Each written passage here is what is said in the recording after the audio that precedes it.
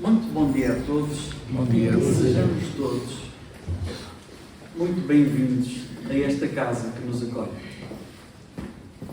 Nós vamos fazer uma reflexão hoje sobre uma frase de Kardec que é de extrema importância. Aliás, todas as frases de Kardec o são, mas esta não é daquelas mais faladas.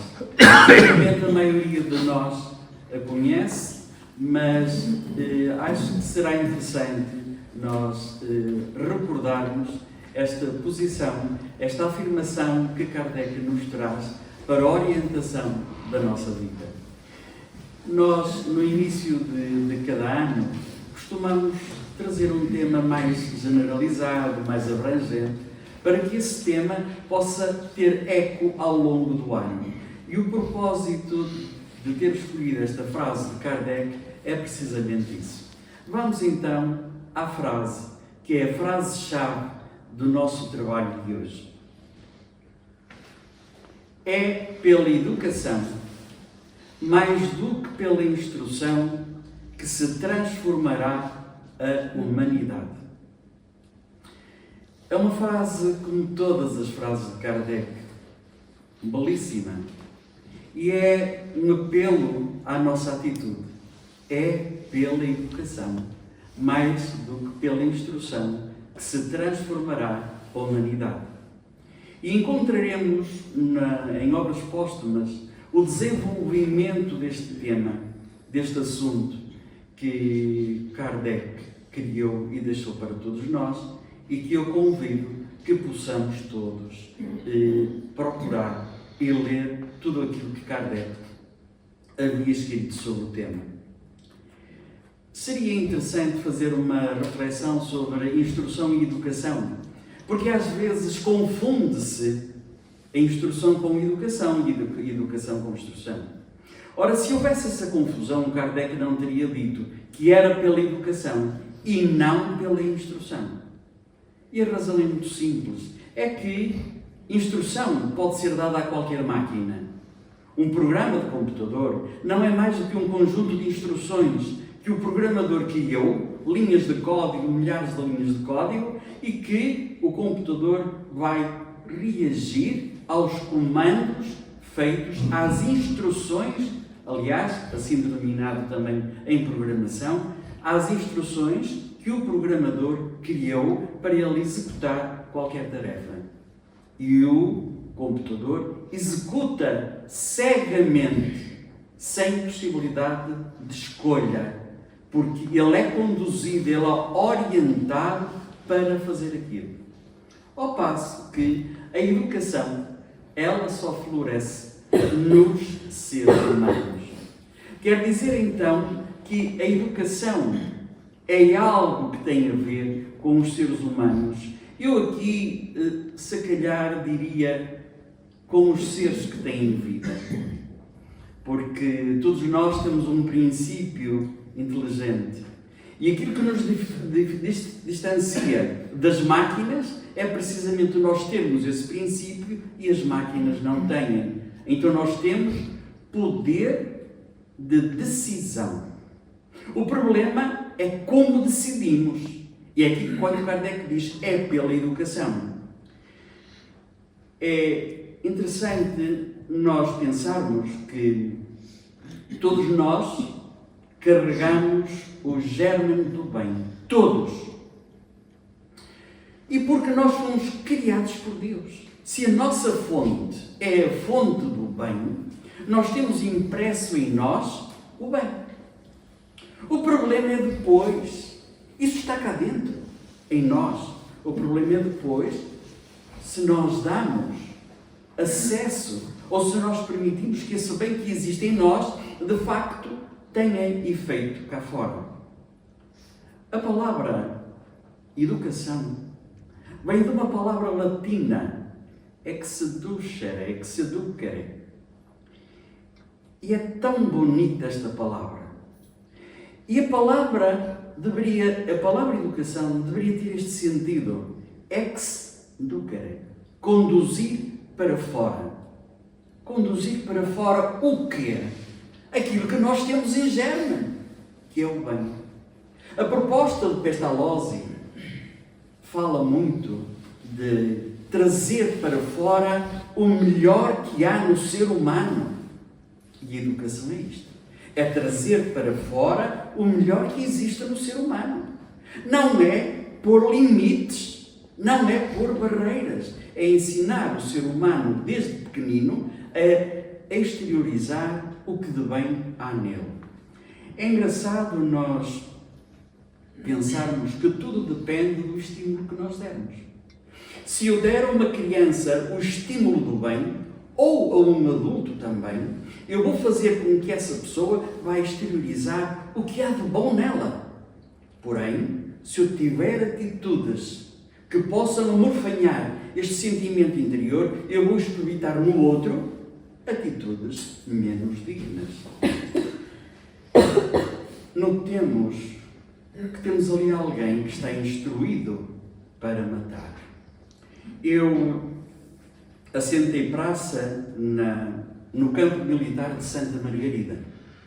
Fui militar em Santa Margarida. E agora notem o nome da unidade. Centro, era sim, Centro de Instrução Militar. Não é Centro de Educação Militar. Porque não se educam os militares. Os militares instroem-se. Que coisa! Quer dizer que instrói-se o militar para lutar contra um inimigo. E nós muitas vezes, durante a instrução, durante o treino noturno, era-nos dito assim: cuidado que tens o inimigo à frente. E eu muitas vezes não pensei: que inimigo? Não está aqui ninguém. E que inimigo é este que eu não tenho, que eu não criei? Que inimigo é este? É um inimigo imaginário que me instruíram a admitir a sua existência e depois a reagir em relação a esse. Há um piloto da Segunda Guerra Mundial, Erich Hartmann, que sobre a guerra tem uma frase que eu acho espantosa. Então diz: a guerra é um lugar onde jovens que não se conhecem e não se odeiam matam-se entre si por decisão de velhos que se conhecem e se odeiam. Porquê? Porque são instruídos para isto. E então é necessário nesta instrução que se fechem os bons sentimentos, se limitem os bons sentimentos, para que então sim, as pessoas tenham coragem para matar. Quem passou pelas fileiras militares sabe que nós não somos, nesses tempos, não somos muito conduzidos a bons sentimentos. Não. É sempre o outro, sempre. E então estamos sempre a imaginar o inimigo. E vivemos nisto. É por isso que a guerra, de facto, é onde jovens se matam mutuamente, se calhar sem terem essa vontade, mas foram instruídos para tal.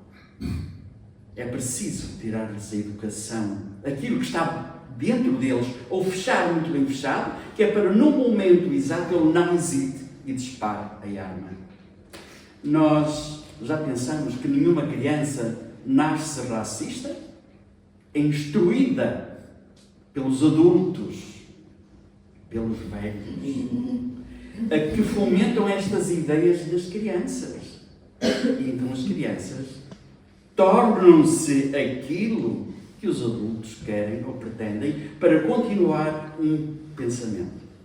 Por isso que é necessário trazer para fora o lado melhor que cada um de nós tem. No Livro dos Espíritos, na questão 799, Kardec pergunta se de facto o Espiritismo de alguma forma trará progresso à humanidade. Se haverá forma do Espiritismo fazer com que a humanidade progrida. Porque se nós olharmos, e sem desconsideração nem desrespeito para nenhuma linha de pensamento, nem nenhuma outra linha religiosa, se nós notarmos, li aqui há uns anos um autor que agora esqueço o nome, em que dizia: a grande maioria das guerras entre os homens está nas diferenças religiosas. aquilo que deveria unir os homens é aquilo que os separa e que os levam a degladiar-se. E Kardec então pergunta, será que o Espiritismo poderá contribuir para o progresso? E os Espíritos dizem-nos, destruindo o materialismo, que é uma das chagas da sociedade. O Espiritismo faz que os homens compreendam onde se encontram os seus verdadeiros interesses. Onde é que estão os nossos verdadeiros interesses?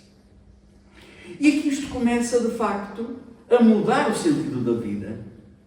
Onde é que eu ponho o meu sentido, o meu real interesse das coisas da vida? E acaba dizendo, abolindo o prejuízo de seitas, castas e cores. Ensina aos homens a grande solidariedade que os há de unir como irmãos. Significa, então, que o Espiritismo, tendo esta função de unir os homens, abolindo os conceitos de seita, abolindo os conceitos de casta, abolindo os conceitos de cor, aproxima-nos mais uns dos outros. E aí temos a ver que, de facto, o Espiritismo, esta colocação de Kardec, é pela educação. É por aqui que nós lá chegaremos. Só pela fraternidade se criará uma nova humanidade. Não podemos querer que a fraternidade se vai impor pela força. Não, jamais. Jamais. Pela força, vamos ter aquilo que sempre tivemos, sempre aquilo que a força fez anteriormente. E não é isso que certamente nós desejamos. Na Terra, todos somos imigrantes. Todos. Nós não somos de cá. Nós somos da espiritualidade. Por isso, na Terra, nenhum de nós tem direitos específicos. Esteja em que país estiver, seja de que nacionalidade seja. Diz-nos o livro dos Espíritos, abolindo, é preciso abolir esta ideia para que a humanidade, de facto, se torne mais fraterna.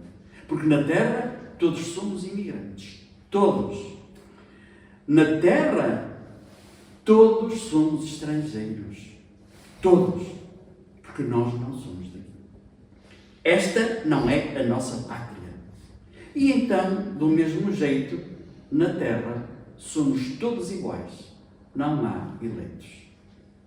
Se nós adotássemos esta postura, que somos todos iguais, nós olhávamos os outros, que outros, sejam lá de onde for, tenham a cor que tiver, tenham a religião que tiver, e não criávamos barreiras. Deixem-me dizer-lhes, eu sou filho de um imigrante. O meu pai foi imigrante na Venezuela, há muitos anos, ainda o meu pai era solteiro. E o meu pai contava, com muito carinho, que havia sido imensamente ajudado pelos povos venezuelanos, que lhe deram acolhimento, que lhe deram trabalho. E às vezes o meu pai dizia assim, olha, é certo que aquilo que nós possamos ter, o conforto que possamos ter, é resultante do meu trabalho, claro, mas nunca te esqueças que eu fui imigrante num país e lá fui muito bem acolhido. Isto deve nos fazer pensar. Porque nós aqui, todos precisamos uns dos outros e não temos que olhar para os outros só porque têm uma cor diferente ou só porque vêm de um país distante, olhá-los de outra forma. Pensemos, quanto sofrem essas pessoas, ou melhor, quanto sofreríamos nós se tivéssemos que deixar a nossa terra, a nossa alimentação, a nossa família, para ir para outro país em busca de coisas melhores. Que sofrimento nós teríamos? Seremos nós capazes de olhar para aqueles que chegam ao nosso país desta forma, imaginando que aquele que vem de outro sítio podíamos ser nós a estar noutro sítio? E a doutrina espírita fala-nos, apela-nos a abolir estas diferenças. E Kardec insiste. Será possível que todos os homens se entendam? E hoje faz muito sentido. Afinal, nós vemos tantos tumultos na sociedade. Vemos tantas diferenças e parece que se prima cada vez mais pela diferença. Será possível que todos os homens se entendam? Os homens se entenderão quando praticarem a lei de justiça. Mas qual justiça? Será a justiça dos homens? Não chega. A justiça dos homens leva até onde estamos hoje. E se calhar, a caminhos ainda piores. Então é a justiça da ética da reciprocidade, que também é a justiça do princípio moral, que nada mais é do que a chamada regra de ouro, ou a lei áurea, que daqui a pouco voltaremos a ela. Fala-se tanto do direito internacional. E um país quer tomar conta de outro, por isto, por aquilo, por aquele outro. E será que há autoridade moral para o fazer? Porquê? Porquê fazer isto? E então voltamos à frase de Kardec. É pela educação, mais do que pela instrução, que se transformará a humanidade. E se nós tivermos isto bem presente, eu acredito que se alguns governantes, não é crítica, apenas uma observação, se alguns governantes dos países interiorizarem este conceito de ética, este conceito da regra áurea, ou da regra de ouro, se tivessem interiorizado isso em si mesmos, se calhar as coisas não caminhavam para um caminho. No hall de entrada eu nunca vi, lamentavelmente. Mas dizem os livros que na entrada da sede da ONU, nos Estados Unidos, há um grande mural. Mural esse em que se vê pessoas de todas as raças e cores. E depois escrito em letras douradas, está lá a regra áurea. Faz aos outros o que gostarias que os outros te fizessem. O propósito. Mas afinal, parece que não resultou. Parece que este moral não teve eco. Este moral tem que ter eco em cada um de nós. Nós não podemos estar à espera que seja o outro. Tenho que ser eu.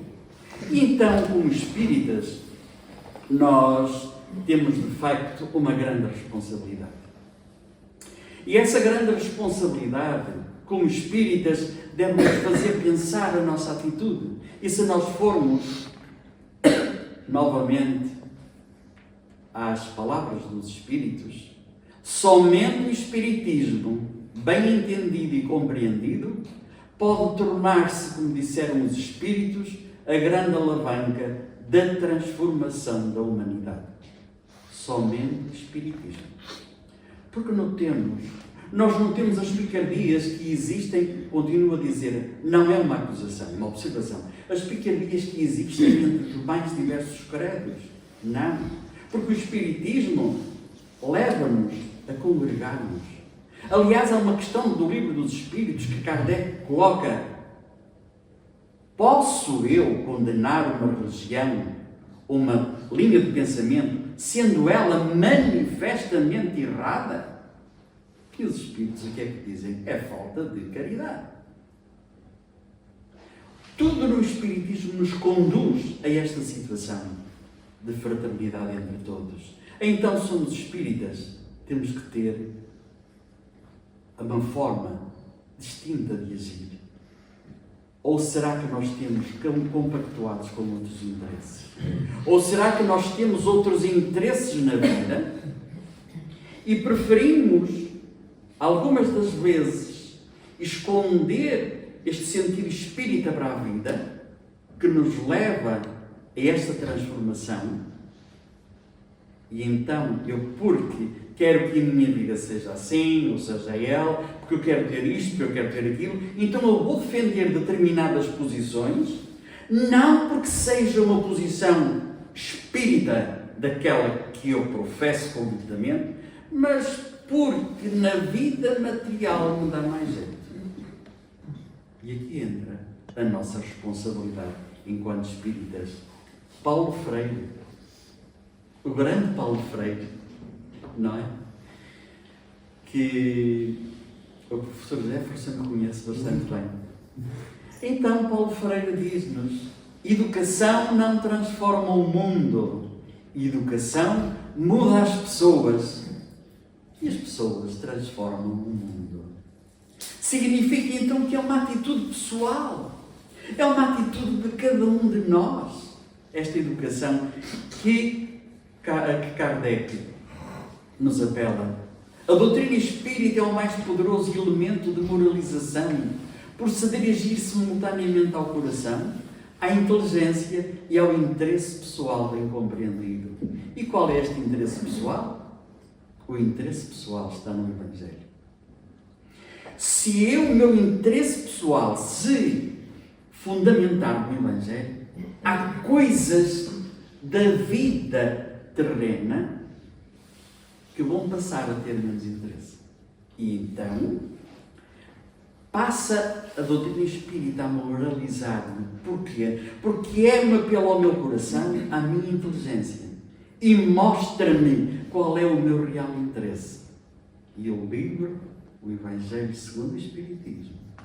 É fabuloso nesse sentido. Então, é preciso nós tomarmos em atenção se eu dou mais valor ao meu interesse pessoal e por isso as minhas decisões são pelo meu interesse pessoal, ou se as minhas decisões são elas em favor de um bem comum, de um bem coletivo. E isto então, as nossas escolhas, será que as nossas escolhas têm base doutrinária? Ou será que a doutrina espírita só ela existe nos dias de vir ao centro? E na nossa vida, nas nossas escolhas, na sociedade, nos nossos negócios, no nosso lá tudo, a doutrina espírita fica à espera que nós entremos no centro para voltar a vestir a nossa crença. Se calhar, se nós assumirmos a nossa responsabilidade enquanto espíritas, há situações que se calhar temos que rever. Há opções em relação às quais temos que estar mais atentos e não nos deixarmos ir por caminhos tortuosos que muitas vezes nos são instruídos, incutidos, muito mais do que educados a ver. Mudando paradigmas, a arte de formar o caráter. Há um conjunto de escolas nos Estados Unidos que tem esta sigla, KIPP. E o fulcro, a orientação base nesta escola é o caráter. Desenvolvem o caráter. E é engraçado que nessa escola tem uma coisa, eu quando estava a preparar o trabalho e ao ver esta imagem, faz-me lembrar as escadarias, a escadaria que existe na escola onde andam os meus netos, na pré-escola. Então cada testa de cada degrau tem uma frase muito engraçada, um dizer muito interessante. E neste degrau, e desta escola, que é uma escola que está mais vocacionada para a comunidade hispânica, então tem frases muito engraçadas neste sentimento do caráter. Amor e respeito incondicional. Sonha, planeia e realiza. E depois, mais cá para baixo, cumprindo promessas, deixa as coisas melhores do que as encontraste. E depois, ser constante. Ser constante à tua crença e não a vacilar entre os interesses meus e aquilo que uma crença me vai dizendo.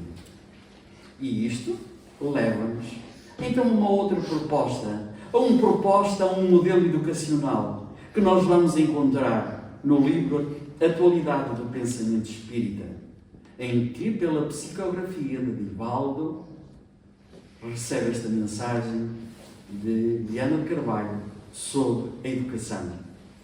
O modelo educacional seria aquele no qual a criança, sentindo-se amada e despertada para o crescimento interior, encontra no educador o guia e o amigo para a grande viagem do descobrimento da realidade de si mesma e do mundo no qual se encontra trabalhada através da educação moral, que é a base para uma existência feliz. Os grupos de jovens no centro espírita, esta deveria ser a base do Educar.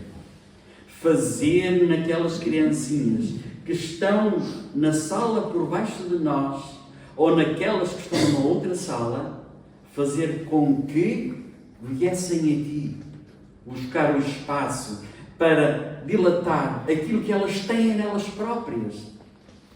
Notemos. Vou dizer uma coisa que talvez não seja, que possa ser reparado. Mais do que vir ao centro espírita aprender espiritismo nestas crianças, seria necessário fazer com que estas crianças pusessem para fora de si o bem que há nelas. Porque às vezes trazer determinados conceitos poderão ser relativamente vagos. Pode não haver maturidade ainda, a depender da idade da criança e do jovem. Então, o que não tem maturidade, o que não tem idade, é trazer para fora, não é incutir-lhes um conhecimento vago que têm que aprender, porque é isto. Não, o movimento ao contrário. Vamos ver o que há de melhor em ti. E nesta atitude, em que a criança se vai desabrochando para a vida, então sim, a criança vai ter a vontade de querer um pouco mais. E vai perceber que nesta doutrina lhe pode dar um caminho nesse sentido. Então, recordando as palavras, uma legítima educação é aquela em que os valores espirituais regem a vida. E aqui, nós pais, temos uma oportunidade. A oportunidade da infância, em que até por volta dos 7 anos, nós podemos de alguma forma, no bom sentido, interferir naquele ser que Deus nos coloca na posição de filho. Então, que tal saber o que é que te faz feliz, meu filho? Uma criança, sim. Quando é que essa criança começa a dizer as primeiras palavras, é tão engraçado quando uma criança diz: eu estou feliz. E é preciso nós motivarmos a criança a dizê-lo e a perceber que a felicidade é uma coisa importante na vida. Então, desde pequeninos, perguntar à criança: o que é que te faz feliz? Bem como? O que é que te preocupa? Quais são as tuas preocupações? E não podemos esquecer que nós às vezes não damos o devido valor às preocupações das crianças. São coisas de crianças. Eu vou-vos contar uma coisa. Ontem um dos meus netos, eles são gêmeos, como vocês a maioria sabem, um deles estava assim, tipo assim, amoadito. E sentou-se no cima do degrau, do patamar, que se volta ao chalé, e eu e o outro fomos ter com ele: então o que é que se passa? E ele assim, cabecita: então o que é que se passa? Estou triste. Mas estás triste porquê? Estou triste com a mãe. E disse para mim: ó vô, tu vais com o Francisco dar uma volta que eu preciso de ir falar com a mãe. Está bem. Então, foi falar com a mãe, não sei o que é que eles falaram. Só que depois, quando o Vasco entra na sala, todo sorridente: então já passou? Já. Então o que é que se passa? Qual era a tua preocupação? Notem. Oh boy, eu não sei como é que vai ser. Eu quando for para a escola, eu tenho a minha namorada, não sei como é que lhe vou dar um beijo. Se é na cara, se é na boca. Eu ri interiormente. Mas falei com ele com a seriedade possível e com a importância que ele deu à questão. Se eu fosse desvalorizar, porque notemos, as coisas das crianças têm o mesmo peso que as nossas preocupações, nossas, que são de adultos. E então aqueles que estão acima de nós respeitam as nossas preocupações. E eles devem sorrir, assim como nós sorrimos em relação às nossas crianças. Tudo é relativo. Então é necessário nós darmos esta importância às crianças. Trazer novamente esta ideia de trazer para fora, conduzir para fora o melhor que a criança tem. Trazer a docilidade, trazer o carinho e com a criança fazermos uma viagem ao mundo do coração dela. Porque às vezes é preciso fazer isto. E era necessário também trazer cidadania ao lar. Porque a cidadania que eu vou impregnar no meu lar, ela vai se exteriorizar. Nós temos relação com a autora do livro anterior e lançamos-lhe um repto. Escrever um livro sobre esta temática.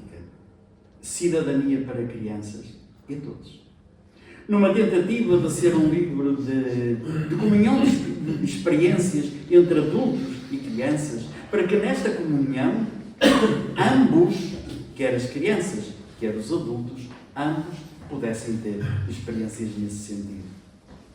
E trazer à criança, desde bem cedo, o sentido da regra áurea. Façamos aos outros o que quereríamos que nos fosse feito.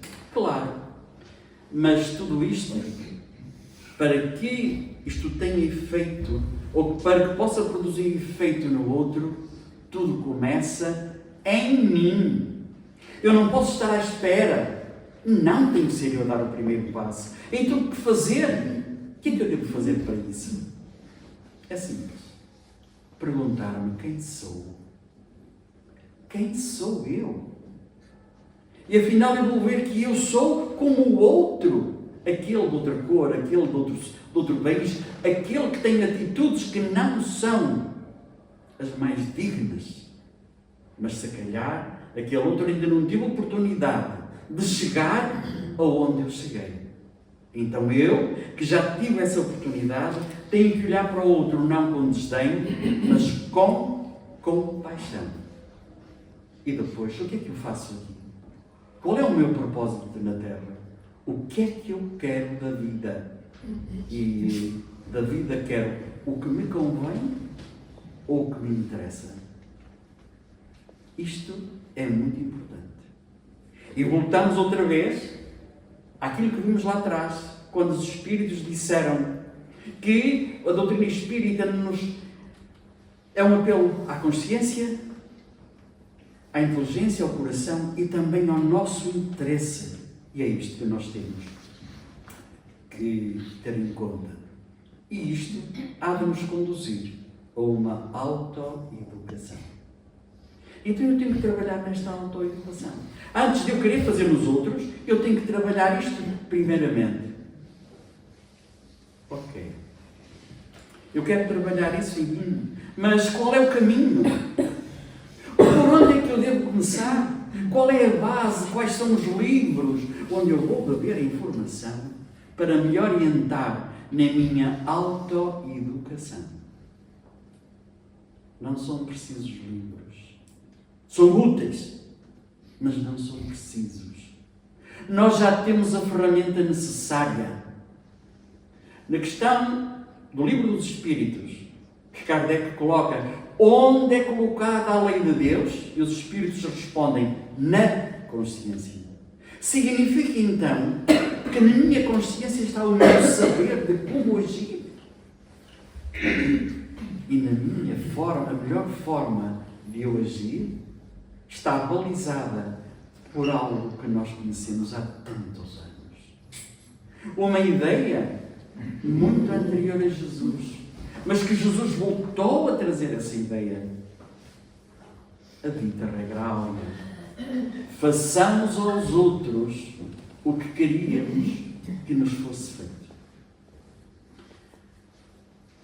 Se aceitarem a minha sugestão, capítulo 13, caridade moral.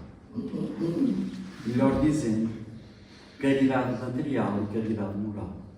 É uma reflexão da irmã Rosália de um interesse gigantesco. Aliás, não há uma única página no Evangelho que não seja interessante.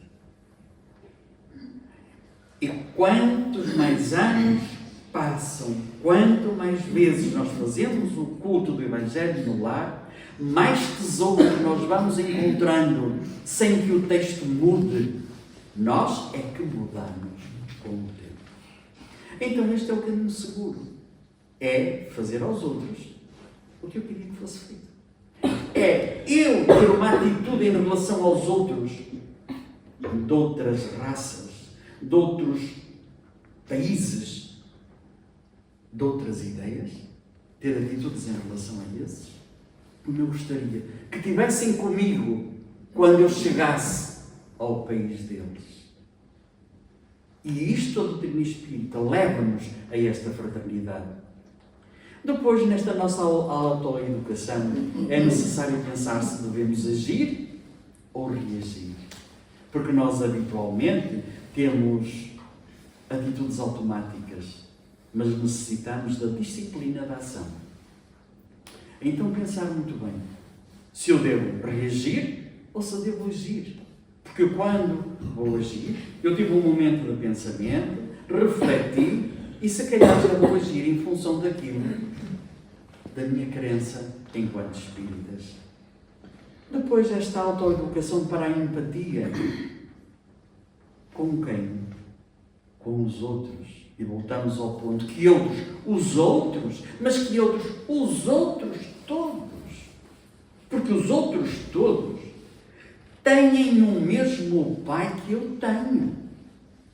É que não há como fugir disto. Por isso todos nós temos, independentemente dos nossos erros, todos nós temos os mesmos direitos. Cooperação.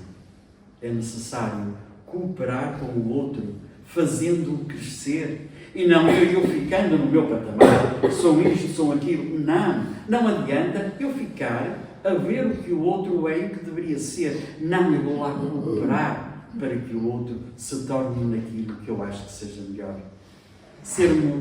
Termos mais gratidão e reclamar menos. Nós reclamamos.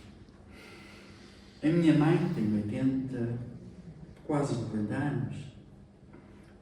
Todos os dias, quando conversamos, está um frio. Aqui em Espinho não se pode com o vento. Mas Espinho não é Espinho se não houver vento. Eu já sei que amanhã ela me vai dizer isto. E já sei que no dia seguinte, e no outro, e no outro, e no outro. E eu bem lhe digo, pois é, mãe, mas pense que nós temos paredes, temos uma casa para nos abrigarmos. E há tantos outros que não têm um teto para se abrigarem, têm dores, têm desconfortos e também têm frio. Vamos ser gratos. Eu agradeço a Deus que eu não mereço tanto. Então não reclamo tanto. Mas isto está no ser humano. A Paula teve um problema nas costas e quando, em conversa com alguém, dizia: tive uma cosita nas costas, e a resposta do outro lado: nem me fales. E eu, que já tinha sido, não estava a ser. Este ato contínuo de reclamar, não, sejamos gratos.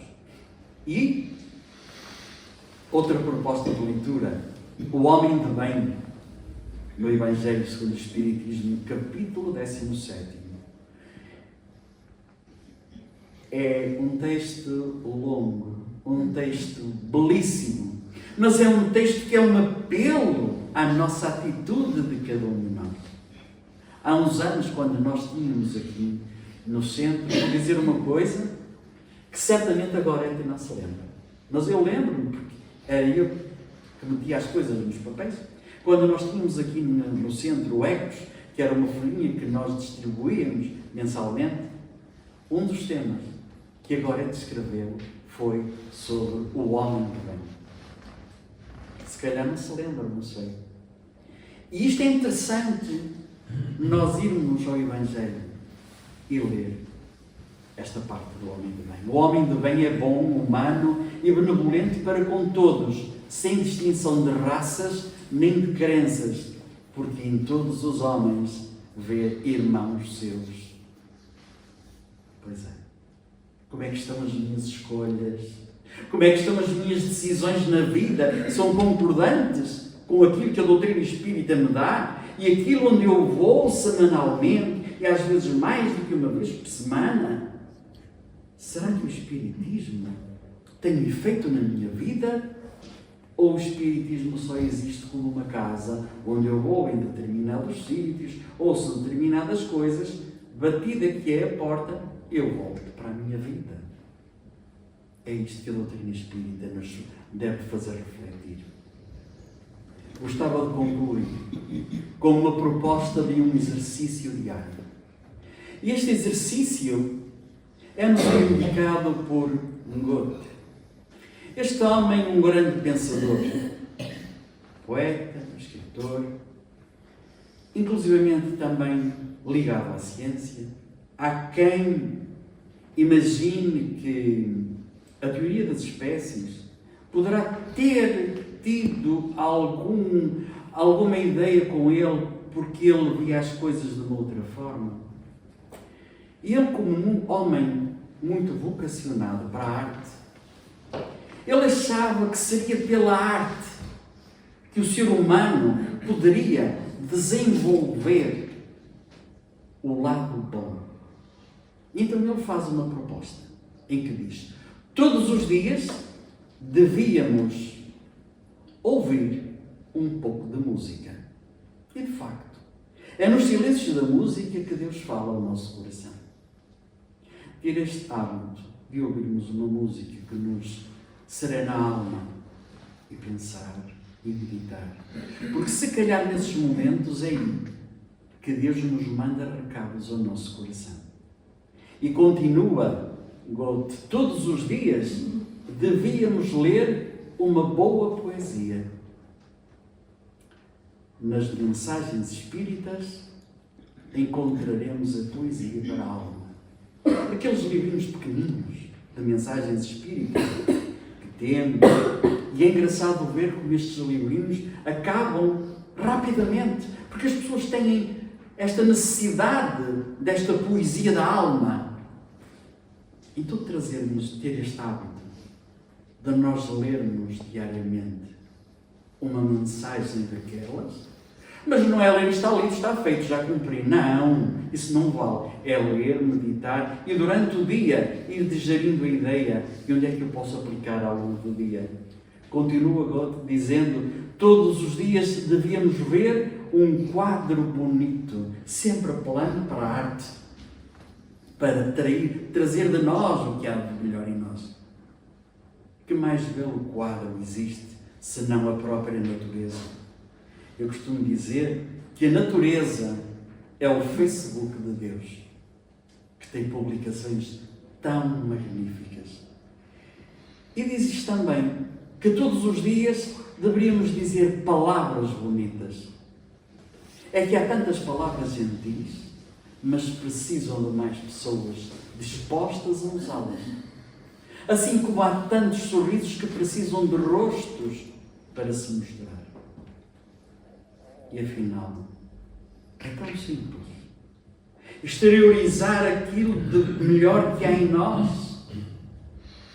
E isto é que seduz, trazer para fora, conduzir para fora o melhor que há em nós.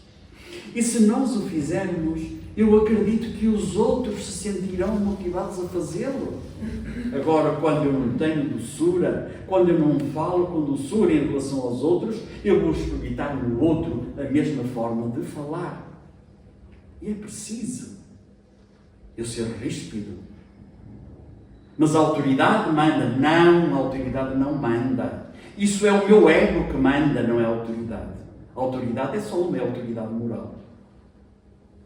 E quando, aqui no Centro Espírita, falo da autoridade moral, recordo o Sr. Fernando Ribeiro. Aquele homem, deixem-me que lhes diga, estamos em família, que tinha uma autoridade moral irrepreensível. Mas nunca aquele homem teve uma palavra de dureza. Há um determinado domingo, estávamos aqui preocupados, quer eu, quer o José Augusto, não sei se o José Augusto se lembra, e fomos ter com ele, de certa forma, enfim, porque algo, e ele sorriu e disse: tem calma, se calhar aconteceu alguma coisa grave. E foi ele que teve que fazer a palestra, porque nesse dia o palestrante se tinha esquecido. Esta postura. Por isso que adianta eu ter palavras ríspidas por uma questão de autoridade. Não. Depois, o hábito de falar com Deus mudou o hábito de falar com os outros, a oração. O hábito de oração diária. E levar este hábito de oração às nossas crianças. Ter o hábito de fazer com que as crianças aprendam a orar. As crianças são tão inteligentes, sabem tantas coisas.